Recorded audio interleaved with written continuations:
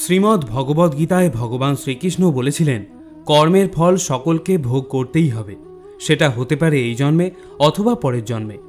এই কর্মের ফল ভগবান শ্রীকৃষ্ণ নিজেও পেয়েছিলেন। তার কর্মের জন্যই কি যদুকুল ধ্বংস হয়ে গেল? তার কোন কর্মের জন্য? এক ব্যাধে নিক্ষেপ করা তীরে তিনি পার্থিব শরীরকে ত্যাগ করে গোলকধামে চলে গেলেন। এই সব কিছু আজ আমরা সুন্দরভাবে জানব। বন্ধুরা, প্রথমেই বলে রাখি, ভগবানের কোনো মৃত্যু নেই, কৃষ্ণেরও মৃত্যু নেই। তিনি ধর্মকে রক্ষা করার জন্য ধরাধামে অবতীর্ণ হয়েছিলেন এবং কর্ম সম্পাদন হওয়ার পর তার দৈহিক শরীরটি শুধু পরিত্যাগ করেছেন। তাই কৃষ্ণের মৃত্যু বলতে বোঝানো হয় তার দৈহিক শরীর পরিত্যাগ করে গোলকধামে গমন করার কথা। কৃষ্ণ আজও জীবিত আছেন এবং পরেও থাকবেন। ভগবান বিষ্ণুর 10 অবতারের মধ্যে একজন হলেন ভগবান শ্রীকৃষ্ণ। মনে করা হয় শ্রীকৃষ্ণ ভগবান বিষ্ণুর পূর্ণ অবতার ছিলেন এবং পৃথিবী থেকে অধর্মকে বিনাশ করার জন্যই তার আগমন ঘটেছিল। আপনি কি জানেন ভগবান শ্রীকৃষ্ণের মৃত্যু কিভাবে হয়েছিল? ভগবান শ্রীকৃষ্ণের অন্তিম যাত্রায় কারা উপস্থিত ছিলেন? তার চিতায় কে আগুন দিয়েছিলেন? আর তার শরীরের একটি বিশেষ অঙ্গ চিতার আগুনেও পড়েনি, আর যে অঙ্গটি আজও পৃথিবীতেই আছে, কিন্তু কোথায়? এই সমস্ত প্রশ্নের উত্তর জানতে ভিডিওটি শেষ পর্যন্ত অবশ্যই দেখুন। নমস্কার বন্ধুরা, সাহিত্য রস মোটিভেশনের আজকের একটি গুরুত্বপূর্ণ ভিডিওতে আপনাদেরকে আরও একবার স্বাগত জানাই। এই ভিডিও শেষে আপনাদের বলবো ভগবান শ্রীকৃষ্ণের কোন কর্মফলের কারণে তাকে পার্থিব শরীর পরিত্যাগ করতে হয়েছিল, এবং শুধু তাই নয়, তার সমস্ত যদুকুল ধ্বংস হয়ে গিয়েছিল। এখান থেকে আপনারা জানতে পারবেন কর্মের ফল ভোগ করার কথা যে ভগবান শ্রীকৃষ্ণ আমাদের বলেছিলেন, সেটা শুধুমাত্র সাধারণ মানুষের জন্যই নয়, ভগবান শ্রীকৃষ্ণের জীবনেও তার ব্যতিক্রম হয়নি। পরমেশ্বর ভগবান শ্রীকৃষ্ণ, যিনি কোনো রকম অস্ত্র হাতে না নিয়েই মহাভারতের যুদ্ধের পরিণামকে পাণ্ডবদের পক্ষে পরিচালিত করেছিলেন, যিনি কুরুক্ষেত্রের রণভূমিতে অর্জুনকে ভগবদ গীতার উপদেশ দিয়েছিলেন, কলিযুগে যা অধ্যয়ন করলে মনুষ্য জাতির উদ্ধার সম্ভব। মহাভারতের যুদ্ধে রাজা ধৃতরাষ্ট্র ও গান্ধারীর দুর্যোধন সহ 100 জন পুত্র যুদ্ধক্ষেত্রেই প্রাণ হারায় এবং কৌরব বংশের অস্তিত্ব ইতিহাসের পাতা থেকে মুছে যায়। যুদ্ধের পর 100 পুত্রের মৃতদেহ দেখে গান্ধারী বিলাপ করতে শুরু করেন। তখন শ্রীকৃষ্ণ তার সামনে উপস্থিত হলেন। শ্রীকৃষ্ণকে সামনে দেখে গান্ধারীর হৃদয়ে ক্রোধের আগুন জ্বলে উঠল এবং তিনি কৃষ্ণকে বললেন, আমাদের পুত্রদের মৃত্যুর কারণ একমাত্র তুমি। তুমি চাইলে এই যুদ্ধ আটকাতে পারতে, যুদ্ধের ভয়ঙ্কর পরিণাম থেকে তুমি কৌরবদের রক্ষা করতে পারতে, কিন্তু তুমি তা করলে না। তোমার এই অপরাধ আমি কখনোই ক্ষমা করব না। তিনি ভগবান শ্রীকৃষ্ণকে এই বলে অভিশাপ দিলেন, যদি আমি ভগবান বিষ্ণুর আরাধনা মন থেকে করে থাকি আর নিজের প্রতিধর্ম পূর্ণরূপে পালন করে থাকি, তো যেভাবে আমার বংশ নিজেদের মধ্যে যুদ্ধ করে ধ্বংস হলো, সেভাবেই তোমার যদুবংশ ধ্বংস হবে নিজেদের মধ্যে গৃহযুদ্ধ করে। তোমার স্বপ্নের দ্বারকা নগরী তোমার চোখের সামনেই সমুদ্রে তলিয়ে যাবে। শ্রীকৃষ্ণ যদিও মনে মনে জানতেন তার পরমধামে ফিরে যাওয়ার সময় নিকট হয়েছে, তিনি গান্ধারীকে প্রণাম করে দ্বারকায় ফিরে গেলেন। গান্ধারী ভগবান নারায়ণের ভক্ত ছিলেন। তিনি ভক্তের অভিশাপকে পূর্ণতা দেওয়ার উদ্দেশ্যে যদুবংশীদের মতিভ্রম করে দিলেন। মহাভারতের যুদ্ধের পর পেরিয়ে গেছে 36টা বছর। ঋষি বিশ্বামিত্র, অসিত, দুর্বাসা, ভৃগু এবং নারদের মতো মহাপণ্ডিতেরা দ্বারকার পিন্তারক নামক স্থানে বসবাস করতে শুরু করেন। একবার ঋষি দুর্বাসা, বিশ্বামিত্র এবং নারদমুনি দ্বারকানগরীতে ভ্রমণ করতে বেরোলেন। দ্বারকাতে কিশোর ছেলেদের স্বভাব অত্যন্ত উগ্র ও চঞ্চল প্রকৃতির ছিল। একবার কৃষ্ণপুত্র শাম্ব ও তার কয়েকজন বন্ধু 3 জন ঋষিকে দেখে মস্করা করা লোভ সামলাতে পারলেন না। শাম্ব এক স্ত্রীর রূপ ধারণ করলেন এবং তারা ঋষিদের কাছে পৌঁছালেন। শাম্বকে গর্ভবতী মহিলা সাজিয়ে ঋষিদের সাথে মস্করা করার কুটিল অভিসন্ধি নিয়ে তারা ঋষিদের বললেন, হে ঋষিগণ, আপনাদের জ্ঞানের পরিধি অমোঘ ও অসীম। এই গর্ভবতী মহিলার পুত্র লাভের অমোঘ আকাঙ্ক্ষা রয়েছে।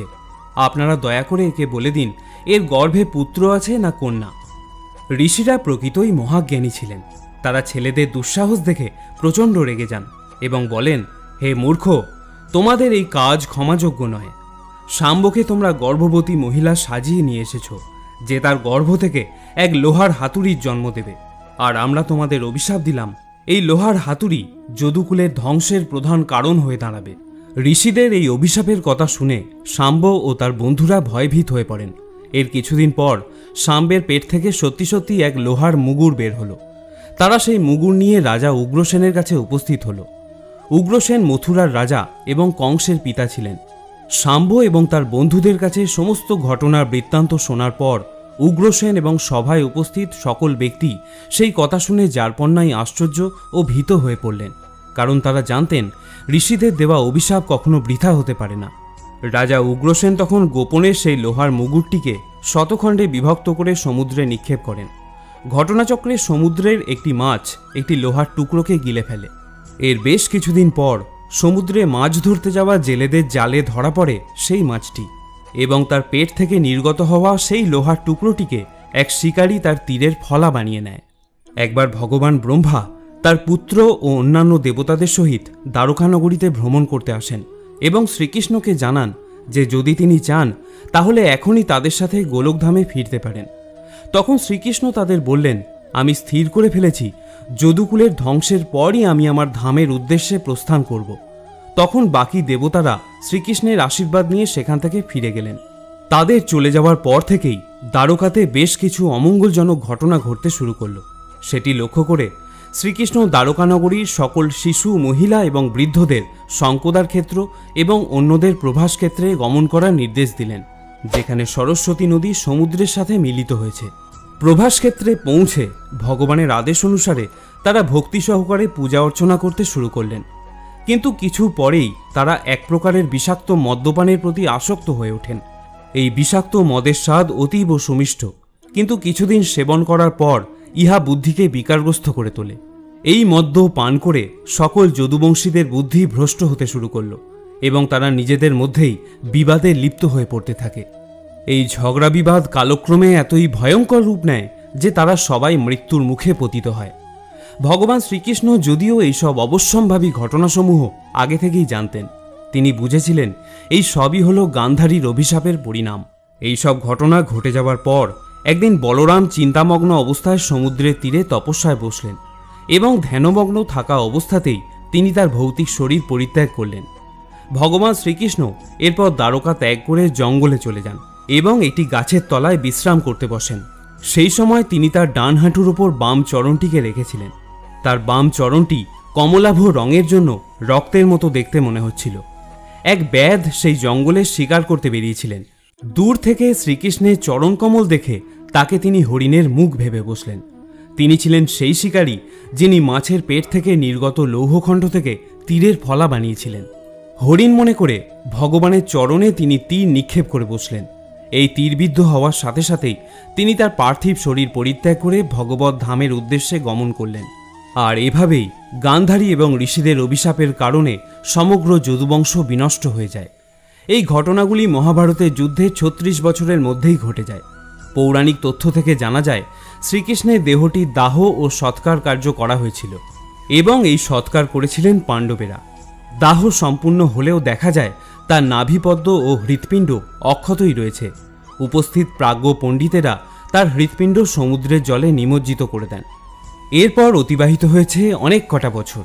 একদিন নদীর জলে স্নান করতে করতে কৃষ্ণের দিব্য হৃদয় উদ্ধার করেন পুরীর মহারাজ ইন্দ্রদ্যুম্ন।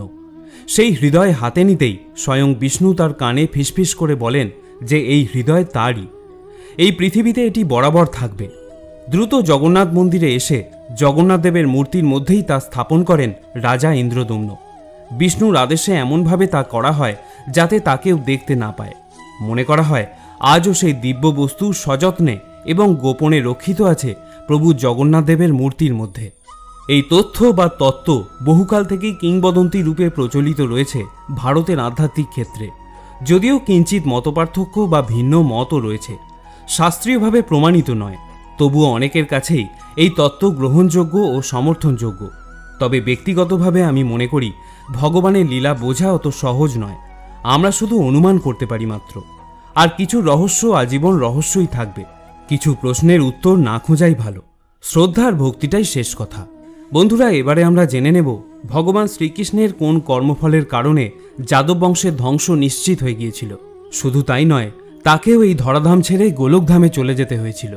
আগেই বলেছি, যাদব বংশের ধ্বংসের পর একদিন শ্রীকৃষ্ণ একটি গভীর জঙ্গলে গিয়ে গাছের তলায় বিশ্রাম করছিলেন।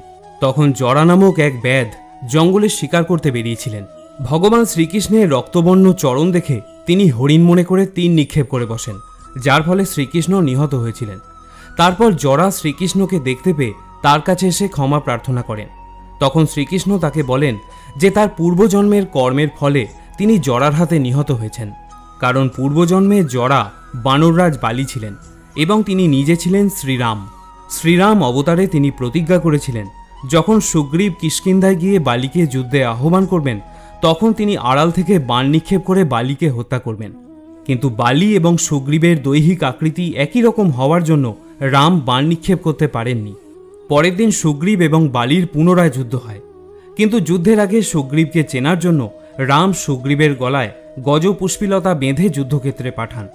এরপর যখন বালি সুগ্রীবের যুদ্ধ চলছিল তখন রাম গজপুষ্পিলতার চিহ্ন দেখে সুগ্রীবকে চিনতে পারেন এবং আড়াল থেকে বালির প্রতি বাণ নিক্ষেপ করে তাকে হত্যা করেন। বালিকে হত্যা করার জন্য ভগবান শ্রীরাম ছলনার আশ্রয় নিয়েছিলেন। তার সেই কর্মের ফল হিসাবে পরের জন্মে তাকে জরার হাতে মৃত্যুবরণ করতে হয়েছিল। তাহলে বন্ধুরা বুঝতেই পারছেন, কর্মের ফল সকলকে ভোগ করতেই হয়, তা সে দেবতাই হন বা সাধারণ কোনো মনুষ্যই হন। পুনশ্চ এখানে বলে রাখা ভালো, কৃষ্ণের মৃত্যু কথাটা শুনতে খুবই কটু লাগে, কিন্তু আদতে কৃষ্ণের মৃত্যু বলতে বোঝায় তার দৈহিক শরীর পরিত্যাগ করে গোলকধাম চলে যাওয়ার কথা।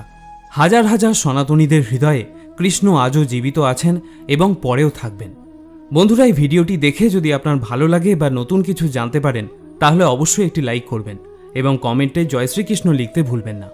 আপনার আপনজন এবং বন্ধুদের সাথেও ভিডিওটি শেয়ার করুন যাতে তারাও এই বিষয়টি অবগত হতে পারে। আজকের মতো